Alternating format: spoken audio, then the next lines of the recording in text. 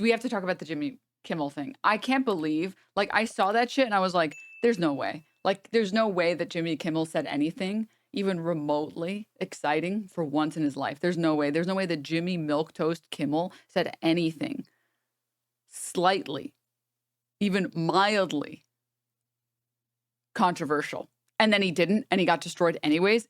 Amazing. Just mwah, just chef's kiss. Oh, right. And after the Jimmy Kimmel stuff, so many conservatives just like tripling down that he said anything even remotely exciting when he didn't. And so many people saying that so many late night show hosts talking about it and being a little brave, Monka Giga. So we have a lot to get to. I just sometimes I get in shock thinking about the fact that Donald Trump is real. And then I remember the reality that we're living in. And I'm like, oh, right. Yes. Yes, this one. Mm-hmm. Yeah. Yeah, right.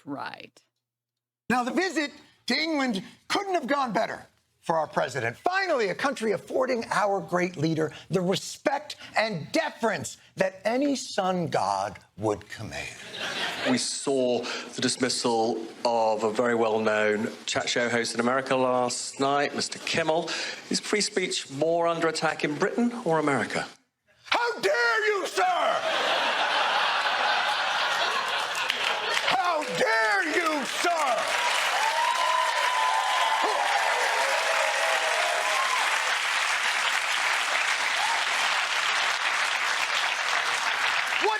What outfit are you with, sir? The Antifa Herald Tribune? Why, I wouldn't even line my parents' cage with your rag. There's a very reasonable explanation for what befell this scallywag Kimball. Well, Jimmy Kimmel was fired because he had bad ratings more than anything else, and he said a horrible thing about a great gentleman known as Charlie Kirk. He didn't say anything about Charlie Kirk. And Jimmy Kimmel is not a talented person. He had very bad ratings, and they should have fired him a long time ago. So, you know, you can call that free speech or not. Shut the up! Yay! You may call it free speech in jolly old England, but in America we have a little something called the First Amendment. And let me tell you how it works. There's something called a talent-o-meter. It's a completely scientific instrument that is kept on the president's desk. And it tells the president when a performer's TQ, talent quotient, measured mostly by niceness to the president, goes below a certain level, at which point the FCC must be notified to threaten the acquisition prospects for billion-dollar mergers of network affiliates. These affiliates are then asked to give ultimatums to the even larger megacorporation that controls the flow of state-approved content, or the FCC can just choose to threaten those licenses directly. It's basic science. And I'm sure most of you are wondering somehow if you've lived under a rock for the past 24 hours and haven't seen the clip. This is what Jimmy Kimmel said. Okay, buckle in for this hateful speech. All right, guys? We hit some new lows over the weekend with the MAGA gang desperately trying to characterize this kid who murdered Charlie Kirk as anything other than one of them and doing everything they can to score political points from it. In between the finger pointing, there was grieving. On Friday, the White House flew the flags at half-staff, which got some criticism. But on a human level, you can see how hard the president is taking this. My condolences on the loss of your friend Charlie Kirk. May I ask, sir, personally, how are you holding up over the last day and a half, sir? I think very good. And by the way, right there, you see all the trucks? They've just started construction of the new ballroom for the White House, which is something they've been trying to get, as you know, for about 150 years. And it's going to be a beauty. Yes. He's at the fourth stage of grief, construction. Demolition. So let me get this straight. He said that the right is trying to paint the shooter out to be a leftist, accurate, and that Trump clearly doesn't give a fuck about Kirk dying, as evidenced by him not giving a shit and then talking about the fucking ballroom that's being built. Yes. He actually finally said something funny, so they had to scrap him. not how an adult grieves the murder of someone he called a friend. This is how a 4-year-old mourns a goldfish, okay? Legalized comedy, people real quiet. He didn't even say anything. Which, like, I stand by this tweet. Republicans are so evil because why are you making me defend Jimmy Kimmel? Like, why? Why? Why? Well, I don't want to defend Jimmy fucking Kimmel. I don't want to defend that guy, dude. Are you kidding me? I hate Jimmy Kimmel. Like, he's one of the most milked. The only person worse than Jimmy Kimmel is Jimmy Fallon. It's only one step away from defending Fallon. Exactly. Jimmy Fallon is unwatchable, dude. White women that watch Jimmy Fallon need to be researched. Okay? Because that shit's crazy. Even Stephen Colbert had something to say about it. And, like, I think Stephen Colbert is okay. You know? Like, very middle of the pack. Not great. Not terrible. You know, okay. I think he just kind of fell off. We are all Jimmy Kimmel.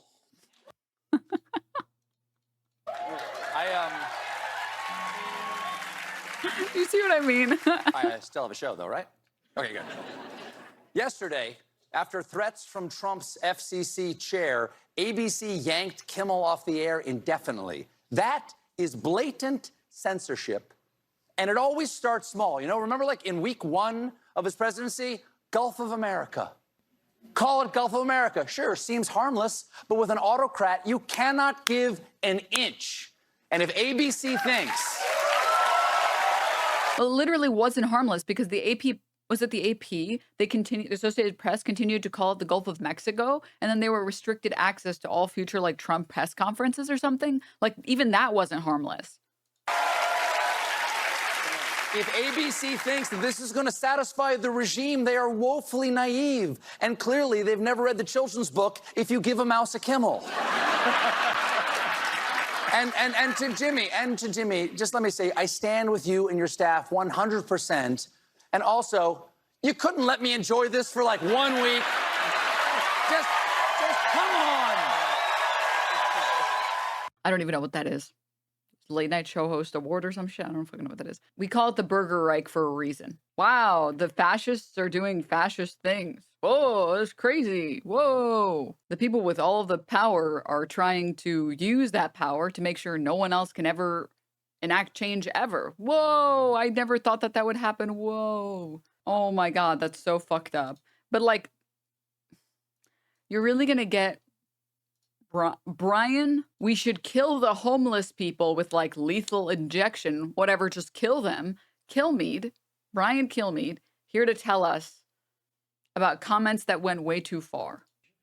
More on that later. The point is that Kimmel's comments went way too far for some television executives. Not for me, not for you, but for them. And they turned up the heat on Kimmel, the host, to calm down the rhetoric. The comments that went too far was that Trump has been mourning Kirk the way that a 4-year-old mourns a goldfish. That was what was too far. You would think with the way that they're talking about it that he put on a Hamas headband and said, like, God bless all terrorists or some shit like that. You would think that he went on air and said, MashaAllah, this is all Hamas doing. I love Hamas. Yes. Like, what? And then you watch the clip and it's the most milquetoast fucking clip. To Dune music, yeah. No, advocating to kill homeless people via lethal injection, that's totally fine. Quoting the president and then making a joke at Trump's expense, that's too far. That was too far. You people are disgusting radicals for thinking that that's not too far. So I just got to say, you know, like, rip to, I would call him a real one, but I don't think that he's, like, really a real one. So just, like, rip to your career, Jimmy Kimmel. But don't get it twisted, chat. Like I was saying earlier, just know that this is all because of a merger. And CNN will never cover this. Fox News will never cover this. MSNBC will never cover this. No news network, no primary news network will ever cover this. Because, God forbid, they challenge the capitalist status quo. God forbid. I mean, like, at least Jon Stewart got close and brought it up, but all of this is just because of the merger. That's it. My dad loves Jimmy Kimmel. The way he cracks up at his mid-ass jokes blows my mind. I mean, it's better than like your dad liking Greg Gutfeld, I guess. Yeah, Nexstar is currently in the process of trying to achieve a merger with Tegna. Nature of the merger, valued at $6.2 billion, requires the approval of the FCC. And for it to loosen its longstanding ownership regulations. Head of the FCC chairman says this clip of Jimmy Kimmel went too far. Nexstar says, hey, we'll drop it. We got it. Do you want us to like take him out back? Like, what do you want? Like, we will do whatever you want, FCC chairman. If you want, we can like force him to wear like a clown costume and apologize to the dear leader. Like, whatever you want, FCC chairman, whatever you want. But we need that merger though, please. Please, can we get the merger though, please? Come on, just for like an old friend. Come on. That's it. That's what this is all about. And don't let anyone convince you otherwise, because I promise you, Nexstar doesn't give a shit what Jimmy Kimmel says. They don't care. ABC doesn't give a shit what Jimmy Kimmel says. Jimmy Kimmel is specifically in his position because he doesn't say anything controversial. That's the reason why he's had a late night show for as long as he's had. And why he's gotten in basically no trouble ever. It's because his show is so bland. That's it. That's the only reason that he even has the show. And he's had the show for as long as he's had it. Like, he is really like the perfect employee to ABC, to Nexstar. But hey, that changes really easily if you want a merger and the FCC chairman says otherwise. It's just a show of force, for sure. I mean, it's like trade deal. We will fire whoever you want, and we can be your state-controlled media. In exchange, you give us merger so we can make lots of money. You give us capital, we give you state-controlled media. Which is why it's always funny when like right-wingers say, would you rather live in China? You know, all the news is from the state. It's like, as opposed to here. Really? As opposed to here? Oh, right. No, for sure. The news is not. Uh-huh. Mm-hmm. So true. Mm-hmm. Okay. Dude, like, and then there's this. Dude, like, this is the best reason to hate Republicans. Because they make you side and agree with people that you fucking despise. What do you mean Tucker Carlson has a better opinion about this than CNN? You hope that. You hope that Charlie Kirk's death won't be used by a group we now call bad actors to create a society that was the opposite of the one he worked to build. You hope that. You hope that a year from now, the turmoil we're seeing in the aftermath of his murder won't be leveraged to bring hate speech laws to this country. And trust me, if that does happen, there is never a more justified moment for civil disobedience than that, ever. And there never will be. Because if they can tell you what to say, they're telling you what to think. There is nothing they can't do to you because they don't consider you human. They don't believe you have a soul. A human being with a soul, a free man, has a right to say what he believes, not to hurt other people, but to express his views. You hope that. You hope that Charlie Kirk's death. Dude, can you just like, can we get out of this timeline though? Like, can we get out of this timeline though? Because like, I swear to God, I don't know exactly what happened. I don't know when we jumped world lines, but like, this is definitely the weird timeline, the wrong one.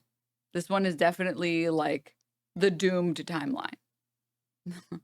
This timeline is kind of fun though, not gonna lie. You know, I think that there are some things that might be more important, but I agree with you that it's fun in a very absurdist way. That it's like, okay, well, I guess I'll whip out the fucking popcorn because this is the world we live in. Yeah, this is,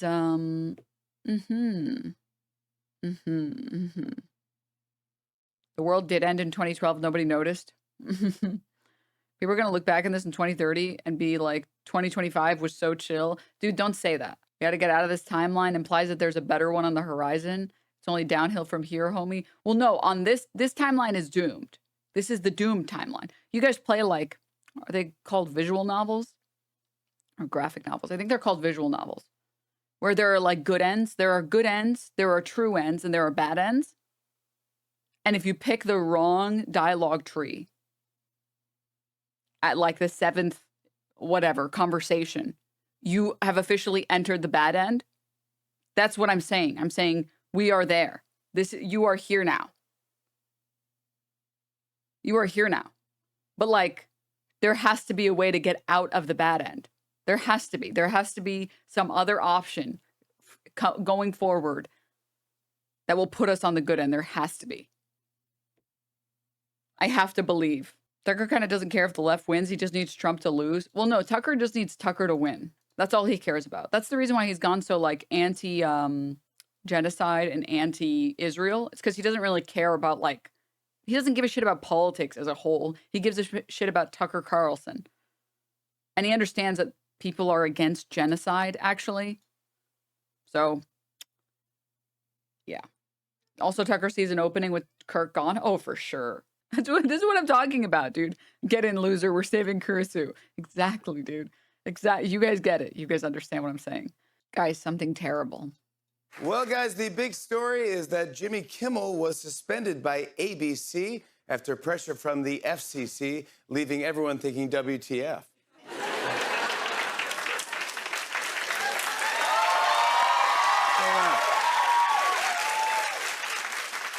This morning, I woke up to 100 text messages from my dad saying, "I'm sorry they canceled your show." I go, "That's not me. That's Jimmy." Why do I believe that actually would happen? Jimmy Kimmel. But to be honest with you all, I don't know what's going on. I was actually, dude, his team wrote a good joke. They actually wrote a good joke. Damn. And no one does. But I do know Jimmy Kimmel, and he's a decent, funny, and loving guy, and I hope he comes back. He's talking about him like he fucking died.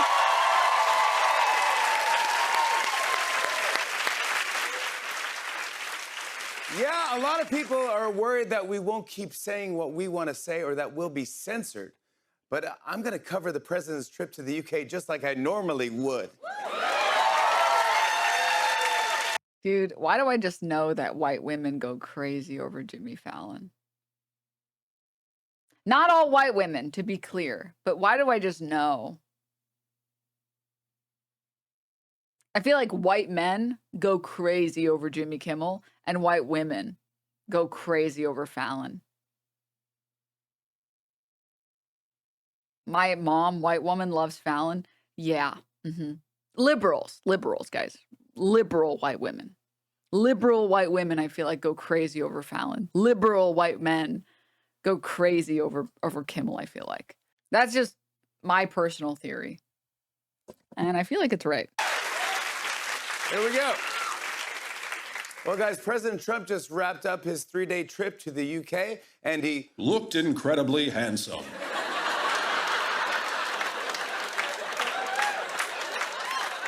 As always, I like how also even this is like the most bold and brave that Fallon has ever been in his entire life. Like his entire life, not just his entire not online, but cable television life, but his like entire life. And even here, the joke is still that he doesn't have a back. always, his tie was exactly the right length. And his face looked like a color that exists in nature. And his hair looked better than Conrad's from the summer I turned pretty.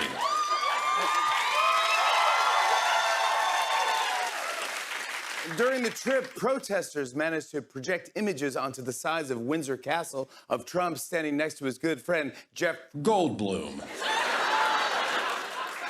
Even though his administration still insists that he's not in the Goldblum file, which we all know is absolute bull. True.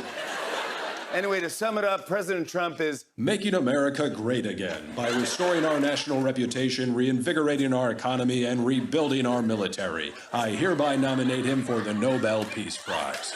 And you can quote me on that. It was a good joke, but that his team wrote. But still, How do you feel about this reality? I feel like if I close my eyes hard enough, it might go away.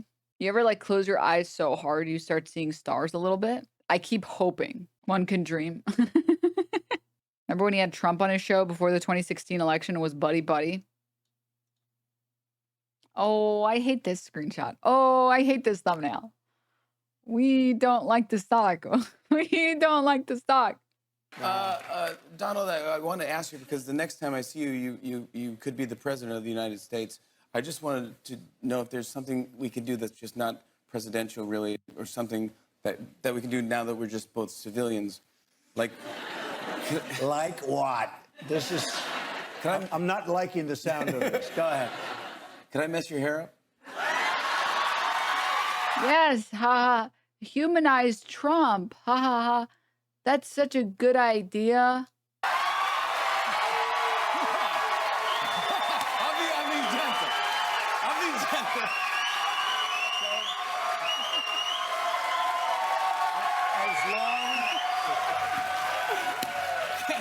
The answer is yes, but the people in New Hampshire, where I'm going to be in about an hour from now, I hope they're going to understand. Okay? You say yes? Go ahead with my hairstyle. Is this not old? This is in 2016.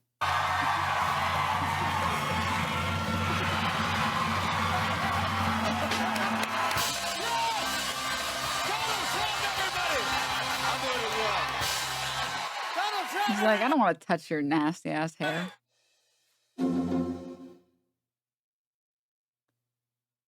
Okay, the last thing before we go, this shit is just too good. I'm sorry, I apologize, but we have to. Sinclair Media, famous for their 20 news networks all playing the same exact script, here to tell us it will replace Jimmy Kimmel's live time slot with a Charlie Kirk special. The company also calls for Kimmel to issue an apology to the Kirk family and donate to Turning Point USA. Sinclair says Kimmel's suspension is not enough. Calls on FCC and ABC to take additional action. Sinclair's ABC stations to air a special in remembrance of Charlie Kirk during Jimmy Kimmel live time slot on Friday. What? As discussed with ABC earlier today, Sinclair decided to indefinitely preempt Jimmy Kimmel Live beginning tonight. Following these discussions, ABC has suspended production of Jimmy Kimmel Live. Mr. Kimmel's remarks were inappropriate and deeply insensitive at a critical moment for our country. And his remark was that Donald Trump clearly is not mourning hard enough because he's sitting there talking about how excited he is about his gold fucking ballroom that's being built. We believe broadcasters have a responsibility to educate and elevate respectful, constructive dialogue in our communities. We appreciate FCC immediate regulatory action. I skipped a sentence. We appreciate FCC Chairman Carr's remarks today, and this incident highlights the critical need for the FCC to take immediate regulatory action to address control held over local broadcasters by the big national networks. Oh, thank goodness. We need to hold more control over cable television. You know what I think when I watch cable news? I think, man, these people are out of control. When I watch Jimmy Kimmel, I'm like, can someone reel this guy in? Oh my God. That's what I've always thought when I've watched it, and definitely not holy, spineless, cowardly fuck. Sinclair's ABC special stations will air a special in remembrance of Charlie Kirk this Friday during Jimmy Kimmel's time slot. The special will also air across all of Sinclair stations this weekend. In addition, Sinclair is offering the special to all ABC affiliates across the country. Sinclair also calls upon Mr. Kimmel to issue a direct apology to the Kirk family. Furthermore, we ask Mr. Kimmel make a meaningful personal donation to the Kirk family and Turning Point USA. Regardless of ABC's plans for the future of the program, Sinclair intends not to return Jimmy Kimmel Live to our air until we are confident that appropriate steps have been taken to uphold these standards expected of a national broadcast platform. Can you just imagine, by the way, just for one moment, can you just imagine being Jimmy Kimmel? And you're like, is this fucking real? Am I smoking crack? Have I been on crack? What the fuck is happening? But I didn't say anything. But I didn't even fucking say anything. Did he do it to get attention? Do what exactly? Play a clip of Trump talking about the ballroom when asked how he's holding up after after Kirk's assassination? I mean, again, it's just because Nexstar needs their merger to go through, and they need the FCC to approve of their merger. So they'll give and they'll capitulate to whatever fucking Carl wants. It has nothing to do with what they said, with what he said. I promise you, like, Nexstar didn't give a shit. They were like, no, you were good as usual, but I don't know, we give Chairman Carl whatever he wants. Did he make those jokes for attentions and rating? Okay, I don't know if you know how TV works, but everything is for the ratings, for starters. Second, what he did was play a clip of Trump and then say, Trump is mourning Kirk the way that a kid mourns a goldfish. He didn't even make any jokes at Charlie Kirk's expense. He made them at Donald Trump's expense. That is what he said. It wasn't even funny. Yeah. He literally only said truth, and it was about truth. It was, I don't even know if you can classify that as fucking comedy. Because what he said wasn't even like, it was so fucking tame. I've seen so much worse. It was like the tamest statement. Oh, dear leader. Yes, thank goodness we all live under the Burger Reich. Yes, I love living under Burger Reich, Donald Trump supremacy. Yes, this is so wonderful, dear leader. Fucking, oh my God. He's in the 5th stage of grief, construction. Yeah, it's like, that's not, thank goodness Elon Musk said comedy is legal. Hey, comedy legal again. Oh, yeah.